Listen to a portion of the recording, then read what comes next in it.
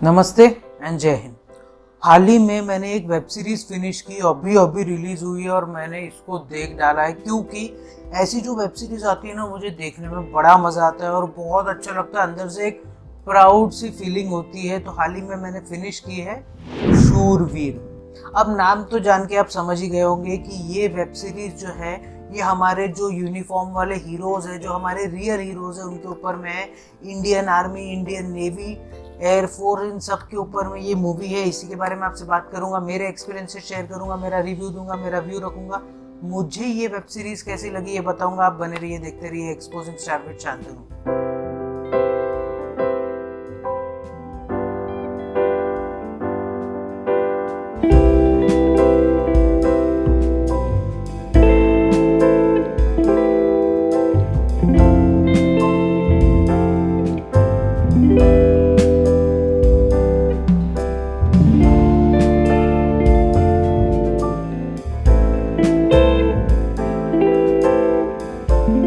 तो हाल ही में मैंने एक वेब सीरीज देखी। इस वेब सीरीज का नाम है शूरवीर।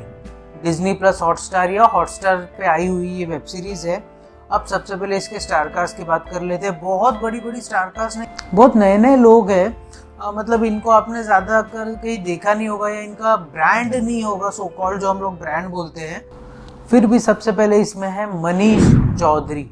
अब मनीष चौधरी यूँ तो बहुत सारी मूवीज़ में साइड रोल, सपोर्टिंग रोल करते आ रहे हैं, फिर भी इनको हमने देखा है आर्या नाम की एक वेब सीरीज़ में। आर्या नाम की वेब सीरीज़ जिसमें सुष्मिता सेन ने कमबैक किया था, उस वेब सीरीज़ में इन्होंने एक माफिया का रोल कर रखा है। इसके अलावा इनको देखा गया था इमरान हाशमी की एक मूवी है राज 3, उसमें भी इन्होंने काम कर रखा है। तो मनीष चौधरी वैसे तो बहुत सालों से काम करते आ रहे हैं, बट वो बहुत ज़्यादा मतलब मेन लीग में नहीं है, वो सिर्फ सपोर्टिंग रोल्स ही करते हैं। इसके अलावा इसमें कौन है? इसमें है मकरंद देशपांडे। अब मकरंद देशपांडे को यूँ तो आपने शायद देखा होगा ना, वो गाना यूं ही चला चल रहा है, उसमें इन्होंने वो वाली मूवी मतलब स्वदेश में इन्होंने काम कर रखा है। इसके अलावा मकरंद देशपांडे ने मेरी फेवरेट मूवी और जिससे मतलब ऋतिक को एक अलग मुकाम पे पहुंचा दिया, वो मूवी का नाम है गुजारिश। उसमें भी इन्होंने काम कर रखा है। तो मकरंद देशपांडे भी कई सालों से बॉलीवुड में काम करते आ रहे हैं, बट ये भी वही है कि सपोर्टिंग रोल ही करते आ रहे हैं। तो ये तो होगी स्टारकास्ट की बात। और भी लोग हैं, मतलब बहुत बड़ी स्टारकास्ट है। इनको अगर इंक्लूड करूंगा ना तो 10 से 15 मिनट तो मेरे सब इसमें ही चले जाएंगे, इसलिए मैंने मेन जो 2 लोग हैं उनको इंक्लूड करना ज़्यादा प्रेफरेबल किया और इसलिए उनको इंक्लूड किया। तो ये तो स्टारकास्ट के बाद अब बात कर लेते हैं इसके प्लॉट की। शूरवीर का प्लॉट है क्या? अब होता यूँ है कि एक दिन अचानक से दमन में कुछ आतंकवादी आकर हमला करते हैं। हमारी कुछ फोर्सेस कुछ कर पाती, उसके पहले वो आतंकवादी आके हमला कर और खुद को मारकर चले भी जाते हैं। अब ये सब होने के बाद में प्राइम मिनिस्टर ऑफिस में एक बहुत बड़ी मीटिंग होती है कि भाई ऐसा कैसे हो सकता है, हम लोग क्यों आतंकवादियों से एक कदम आगे नहीं सोच पा रहे। तो उसमें हमारे जो NSA है मकरंद देशपांडे, वो बोलते हैं कि सर हम लोग इसीलिए आगे नहीं सोच पा रहे क्योंकि किस फोर्स को वहाँ पे डिप्लॉय करना है ये समझ में ही नहीं आ रहा था, क्योंकि हर कोई हर किसी से अलग अलग ऑर्डर ले रहा था। नेवी वाले अपने कमांडर से ऑर्डर्स लेते हैं, इसके बाद में जो आर्मी वाले हैं वो अपने चीफ से ऑर्डर लेते हैं, एयरफोर्स वाले एयरफोर्स के चीफ से ऑर्डर लेते हैं। तो कौन सी ग्रुप को डिप्लॉय करना है वो सोचने में ही सबसे पहले हमारा टाइम वेस्ट हो रहा है। और उसके अलावा जब हम लोग ये कर लेते हैं उसके बाद पूरी चिड़िया खेत चुग जाती है। अब ये सब चीज़ें जब PM के सामने लाई जाती है तब PM को बोला जाता है सर इसका उपाय एक ही है कि हम लोग एक स्पेशल कमांडोज, एक स्पेशल यूनिट बनाए जिसका नाम रहेगा हॉक्स। और ये जो हॉक कमांडो रहेंगे ये तीनों मतलब आर्मी, नेवी और एयरफोर्स तीनों का एक संगठन रहेगा जिसका एक ही हेड होगा और जो डायरेक्ट प्रधानमंत्री से ऑर्डर लेगा और किसी से ऑर्डर नहीं लेगा। ये तीनों आर्मी, नेवी और एयरफोर्स के बड़े बड़े अधिकारी, मतलब जो सबसे अच्छे लोग हैं, उन कैडेट्स को ये लोग अपने तरफ लाते हैं और उनको हॉक बनाने की ट्रेनिंग में जुट जाते हैं।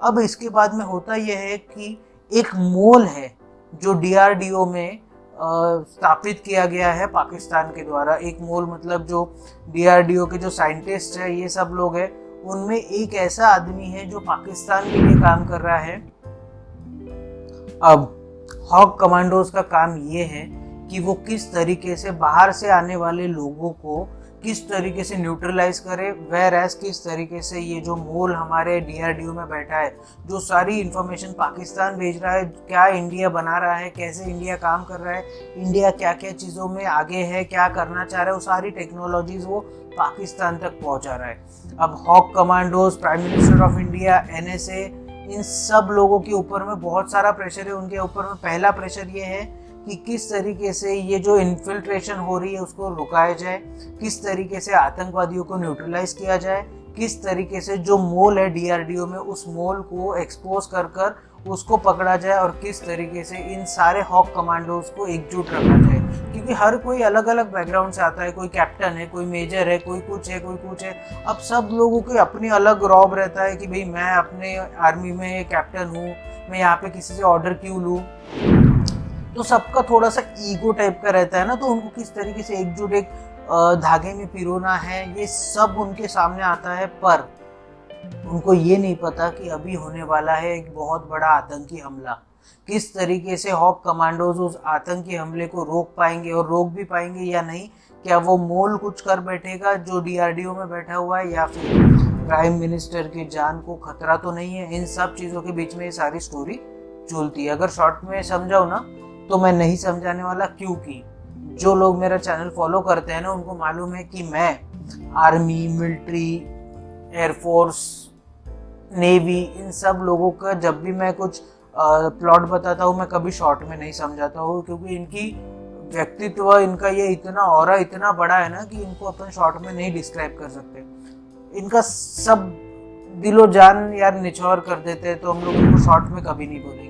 तो ये तो कोई स्टोरी की बात, अब बात कर लेते हैं इसके एक्टिंग की। एक्टिंग मुझे कैसी लगी, देखिए मकरंद देशपांडे, मनीष चौधरी, बहुत ज़बरदस्त एक्टिंग की है।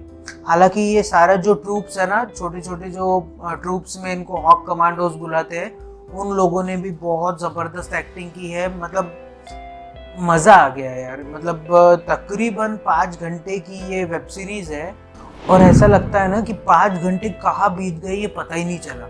हाँ, ये हो सकता है कि शुरुआत की 1 से 1.5 से 2 घंटा, मैक्सिमम 2 घंटा आपको लगे बहुत स्लो है, मतलब कुछ एक्शन नहीं हो रहा, कुछ हो नहीं रहा। आपको ये पता चलेगा कि इन कमांडोज को किस तरीके से ट्रेन किया जाता है, क्या क्या इनके साथ में खेल खेले जाते हैं आर्मी के द्वारा, क्या किस तरीके से इनको मेंटली इतना फिट किया जाता है कि ये दुश्मनों के सामने भी ट्रस्ट से मस नहीं होते। इन सब चीज़ों के बीच में स्टोरी इतनी अच्छी लगती है ना, मज़ा आ जाता है। एक्टिंग बहुत अच्छी है। तो कि एक्टिंग के बाद अब बात कर लेते हैं इसके स्टोरी की। स्टोरी मुझे कैसी लगी, मैं बोलूँगा कि 1 टाइम वॉच है, उससे थोड़ी सी ज़्यादा भी है, बट ऐसा नहीं है कि बहुत ज़्यादा एक्सेस कुछ आउट ऑफ द बॉक्स करने की कोशिश की गई है। स्टोरी बहुत अच्छी है, ऐसा नहीं है कि ख़राब है, बट मैं ये नहीं बोलूँगा कि एकदम ही मतलब ऐसी आज तक मैंने देखी ही नहीं, मेरे को तो देखना ही है 2 बार 3 बार, या मैं अपने कलेक्शन में इसको रखूँगा, ऐसा कुछ नहीं है। ठीक ठाक सी है, 1 टाइम वॉच से ज़्यादा है बट बेस्ट से कम है। इसको रेट करना बेटर है नहीं है, क्योंकि मैं जनरली रेट करता ही नहीं हूँ। बट हाँ, अगर आपको आर्मी के बारे में, एयरफोर्स के बारे में, या पॉलिटिकल नॉलेज, नेवी, इन सब के बारे में अगर कुछ आपको जानना है कि किस तरीके से लोग काम करते हैं, तो आपके लिए ये वेब सीरीज़ ज़रूर है, मज़ा आ जाएगा। हाँ, इसको सिर्फ दिमाग से देखिएगा, दिल से मत देखिएगा। अगर आप दिल लगा के देखेंगे ना तो आपको ऐसा लगेगा कि यार मतलब फिर वो फंस जाती है ना कहीं, मतलब हम लोग यार हिंदू मुसलमान में फंस जाते हैं, तो उससे मत देखिएगा। दिमाग से देखिएगा किस तरीके से आर्मी टैकल करती है, किस तरीके से आर्मी वर्क करती है, क्या क्या होता है आर्मी के, जो हमको सामने दिखता है उसके पीछे कितने सालों की मेहनत है, उन सब चीज़ों को देखिएगा। अब ये आ कहाँ पे रही है, ये आ रही है हॉटस्टार पे। आपको देखना है नहीं देखना है ये मैं आप पे छोड़ता हूँ, बट हाँ मेरे तरफ से आप देख ज़रूर सकते हो। और आप क्या कर सकते हो, अपने हाथों की सफाई का ज़रूर से ध्यान रखिए, बार बार अपने हाथों से अपने चेहरे को मत छूइए। इसके अलावा सोशल डिस्टेंसिंग का ध्यान ज़रूर रखिए, मतलब अपने में और अगले में कम से कम 10 से 12 फीट का अंतर रखिए। इसके अलावा भारत में बनी कोरोना वैक्सीन कई प्रक्रियाओं से गुजरने के बाद आप तक पहुंच रही है, तो जब भी आपकी बारी आए कोरोना वैक्सीन ज़रूर लगवाइए। इसके अलावा जब भी आप अपने घर से बाहर निकले, अपने चेहरे को फेस मास्क से कवर करना ना भूलिए। इससे आप खुद की भी रक्षा कर पाएंगे और औरों की भी रक्षा कर पाएंगे। इसके अलावा अगर लाइफ में कभी आपको लो फील हो, कोविड की वजह से आपकी जॉब चली गई हो, आप पे इकोनॉमिक क्राइसिस आ गया हो, या कोई भी आपको प्रॉब्लम हो, तो इसके बारे में अपने घर वालों से बात कीजिए, जानने पहचानने वालों से बात कीजिए। डिप्रेशन में मत जाइए, डिप्रेशन को मार के इंडिया से भगाइए। और अगर मेरे पास में और भी कोई टॉपिक आता है तो उसके ऊपर मैं एक वीडियो बना दूंगा।